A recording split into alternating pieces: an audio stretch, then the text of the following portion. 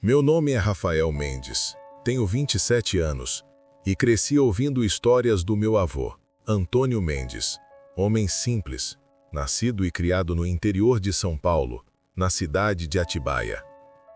Ele contava muitos causos de assombração, mas havia um que ele nunca ria, nunca exagerava, falava com os olhos baixos e a voz firme, como quem revive o medo só de lembrar. Era o ano de 1963, e meu avô tinha por volta de 22 anos. Trabalhava numa fazenda, e todo domingo ia a cavalo visitar minha avó, na época ainda sua namorada, que morava em um sítio afastado, a uns 8 quilômetros dali. O trajeto era quase todo por uma estrada de terra cercada de mata fechada, e ele sempre fazia o caminho no fim da tarde, voltando só de noite. Certo domingo, o tempo virou de repente. O céu ficou cinzento, o vento começou a soprar forte e os pássaros silenciaram. Ele dizia que a natureza parecia segurar a respiração. Mesmo assim, decidiu ir. Levava um lampião amarrado na sela, o velho facão à cintura e um radinho de pilha no bolso da camisa. Quando passou pelo mangueiral da Serra Velha, ouviu um barulho diferente, algo entre um rosnado e um gemido humano. O cavalo parou, trêmulo, e começou a bufar olhando para o escuro da mata. Meu avô jurava que naquele instante sentiu, sem ver, que algo o observava entre as árvores. Ele apressou o passo do cavalo, tentando não olhar para trás. Mas o barulho veio de novo, mais perto. Um rosnado grave, arrastado, como se o bicho tivesse pulmões de gente. E foi então, entre o som do vento e o estalar dos galhos, que ele ouviu uma voz rouca, quase humana, dizer seu nome: Antônio. O cavalo disparou e o lampião caiu no chão, apagando-se. Ele não olhou para trás, não naquela noite. Na manhã seguinte, meu avô não queria contar nada. Disse à mãe apenas que o cavalo tinha se assustado com um bicho e que quase caiu da sela. Mas por dentro, ele sabia que aquilo não era um animal comum. O jeito como o ar gelou, a voz chamando seu nome, nada daquilo fazia sentido. Mesmo assim, no domingo seguinte resolveu ir de novo visitar minha avó. Dizia que não acreditava em essas bobagens de lobisomem, que devia ter sido algum vagabundo escondido na mata. Partiu mais cedo antes do pôr do sol, mas ao passar pelo mesmo trecho, o mangueiral da Serra Velha, o cavalo parou de novo, empacando. Meu avô desceu para verificar o que havia. No chão de terra batida, encontrou algo que o fez gelar. Marcas de pegadas enormes, meio humanas, meio de bicho, como se um homem tivesse andado descalço, mas com as pontas dos dedos transformadas em garras. E entre elas, poças de sangue fresco espalhadas pelo caminho. Ele se abaixou, tocou o sangue, ainda morno. O cheiro era forte, metálico. E logo adiante, a cerca de madeira estava rachada e torcida, como se algo muito pesado tivesse passado por ali. Foi então que um vizinho, o senhor Joaquim, apareceu vindo pelo outro lado da estrada. Vinha apressado, com o chapéu na mão e o rosto branco de medo. Antônio, você viu o que aconteceu na casa do João da Venda? Perguntou ofegante. Meu avô negou com a cabeça. Mataram 2 vacas de um jeito que ninguém explica. O couro foi arrancado, o sangue todo sugado, e acharam marcas dessas pegadas por perto. O povo está dizendo que é o bicho da meia-noite que voltou. Meu avô fingiu não acreditar, mas as pernas tremiam. Ele sabia onde tinha ouvido aquele nome. Naquela região, o bicho da meia-noite era como chamavam o lobisomem. E diziam que ele aparecia sempre a cada 7 anos, nas noites de sexta-feira de lua minguante. E por acaso, naquele fim de semana, seria sexta-feira à noite. A sexta-feira chegou carregada de um silêncio estranho. Desde o meio da tarde, o vento soprava de um jeito contínuo, frio, levantando poeira pelas estradinhas de Santa Brígida. Os cachorros do vilarejo não paravam de latir, todos voltados para o mesmo lado da serra, onde Mangueiral se erguia como um paredão escuro. Meu avô, Antônio, tentava se distrair, afiando o facão e cuidando do cavalo. Mas a cada vez que o vento mudava de direção, ele sentia aquele cheiro de ferro e terra molhada, o mesmo da noite em que ouviu seu nome ser chamado. O velho Joaquim apareceu em sua porta ao cair da noite, com um lampião na mão e um semblante tenso. "Antônio, o povo vai se juntar na capela hoje", disse. "Padre Otávio mandou benzer os caminhos. Ninguém quer ficar sozinho quando o relógio bater meia-noite." Meu avô concordou em ir, mas antes quis passar na casa da namorada, Dona Lúcia, minha futura avó. Ela morava do outro lado da estrada, num sítio pequeno cercado por eucaliptos. Quando chegou, Lúcia o esperava no alpendre, assustada. "Antônio, minha mãe mandou eu não sair de casa hoje. Ouvimos uns gritos lá pros fundos da mata. Parecia gente, mas também parecia bicho." Meu avô fingiu calma e prometeu que voltaria antes da meia-noite. Beijou-a na testa e montou novamente no cavalo. A lua começava a minguar no céu, escondida por nuvens grossas.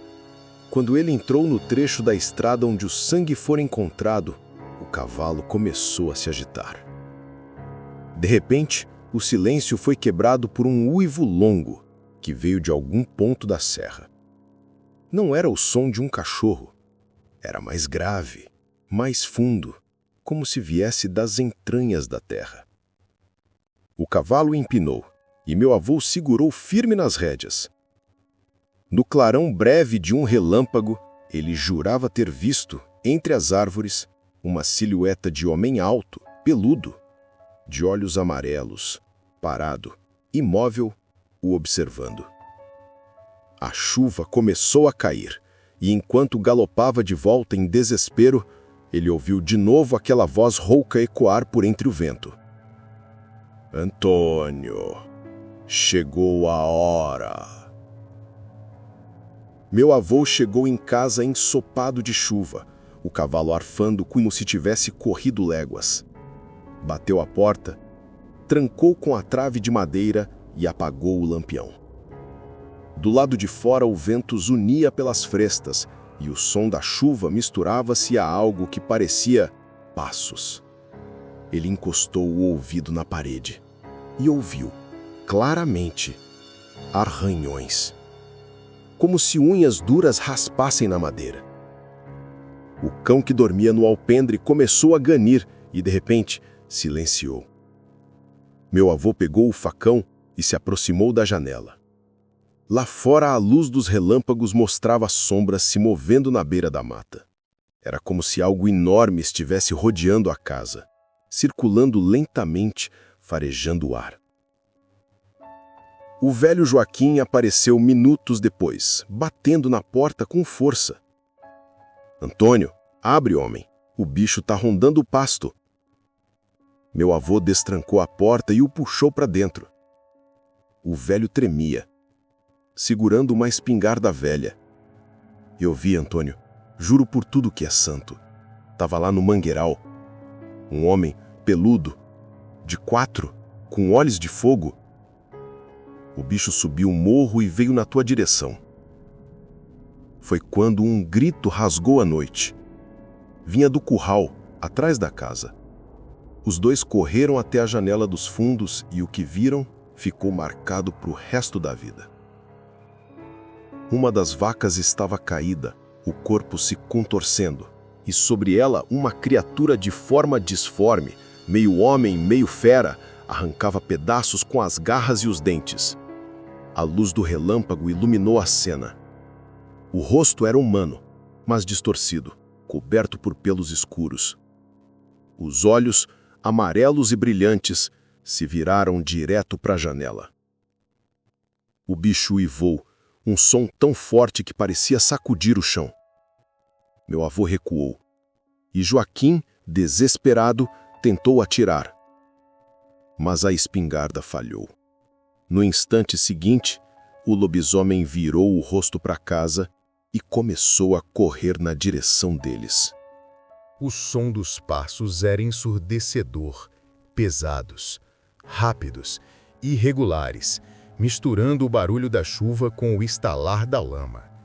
Meu avô e o velho Joaquim empurraram um armário contra a porta, tremendo de medo.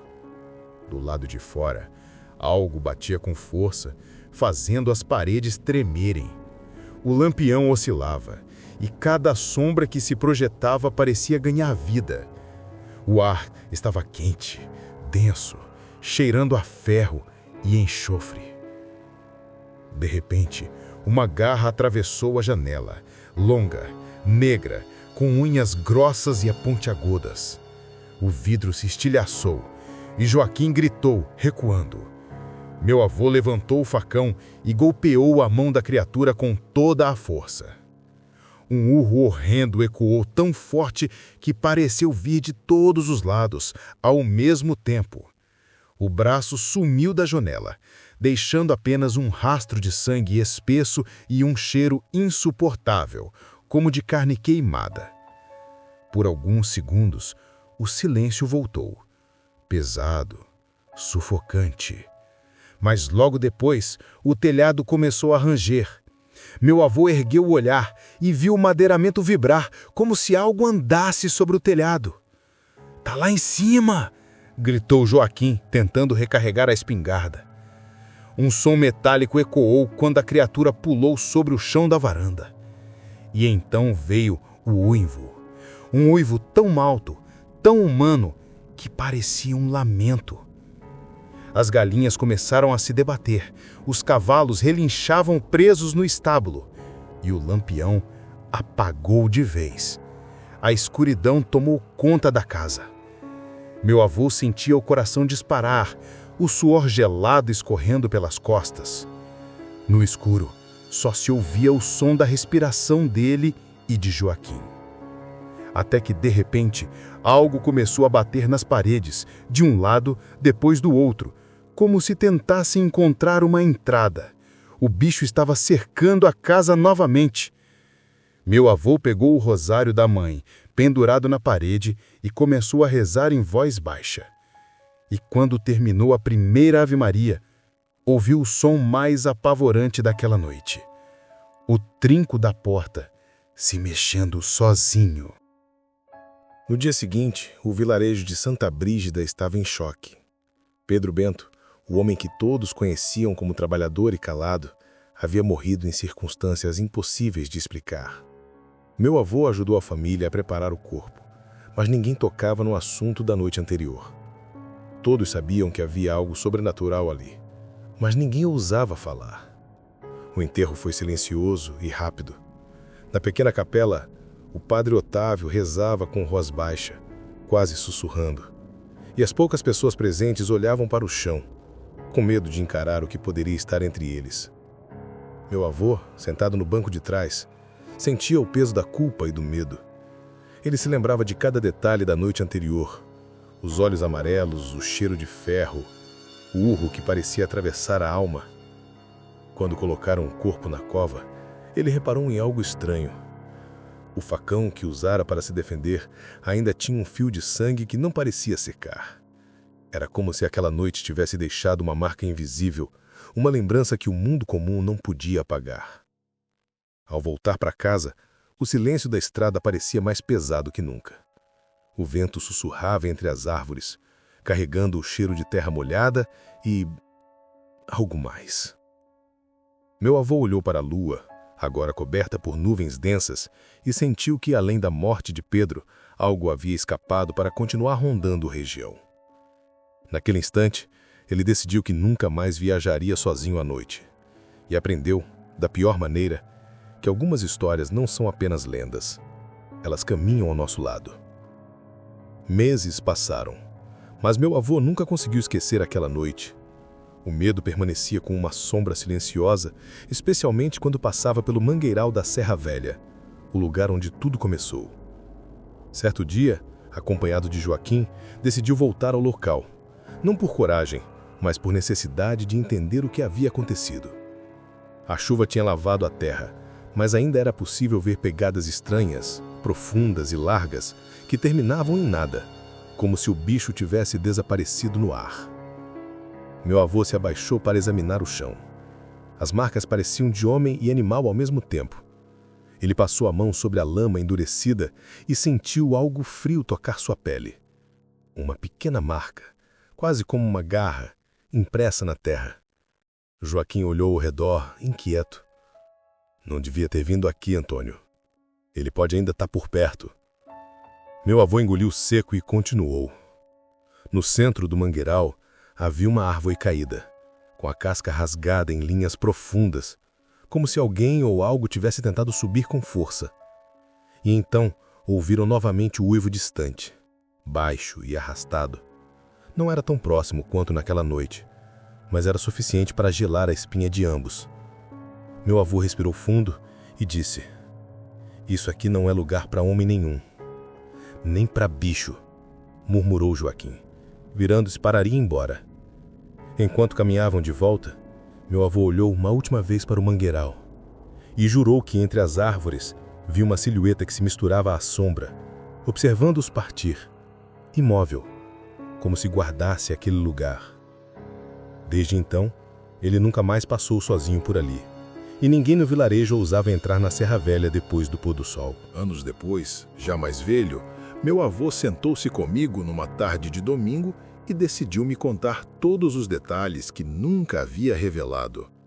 Ele dizia que, até então, só tinha dividido a história com Joaquim e que ninguém mais acreditaria, mas era preciso que alguém soubesse a verdade.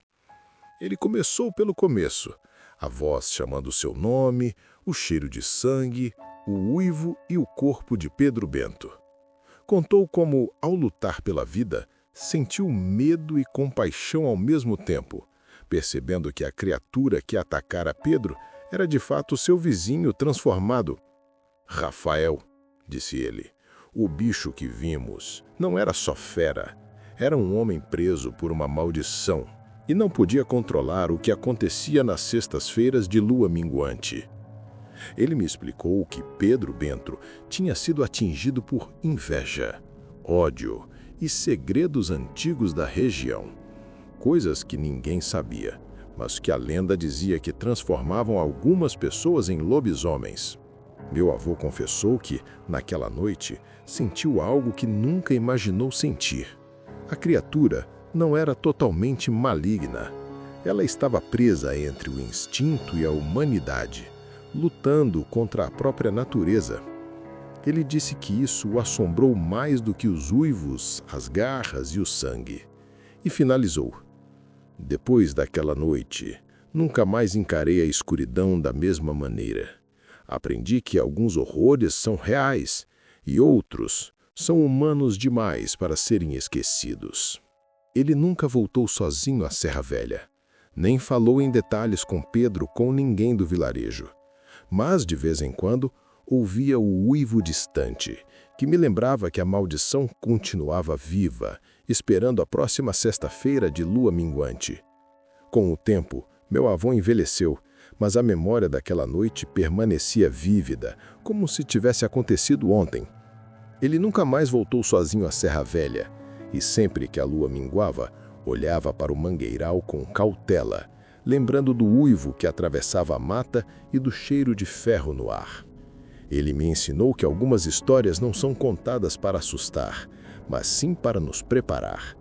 E que a coragem, muitas vezes, não salva quem enfrenta a escuridão sozinho, mas sim quem respeita os limites daquilo que não compreende. Ao contar-me tudo, ele apertou-me as mãos e disse: "Rafael, lembre-se, o mundo é cheio de horrores que não podemos ver, mas que existem de verdade. Alguns só aparecem de noite sob a lua minguante, esperando o descuido de quem acha que tudo é lenda." Anos depois, quando meu avô faleceu, levei um facão antigo que ele guardava. Era o mesmo que salvou sua vida naquela noite. E eu o mantive como lembrança, não de coragem, mas de respeito pelo que não se deve desafiar. E até hoje, quando passo perto da Serra Velha, ouço o uivo distante, que me lembra que algumas histórias não acabam com a morte de quem as viveu. Elas permanecem, ecos do medo e da humanidade, para aqueles que ousam escutar. E assim termina o relato do meu avô, uma história de lobisomem em Santa Brígida, no interior de São Paulo, nos anos 60. Uma história que me ensinou que o medo verdadeiro não vem do monstro, mas do que ele desperta em nós.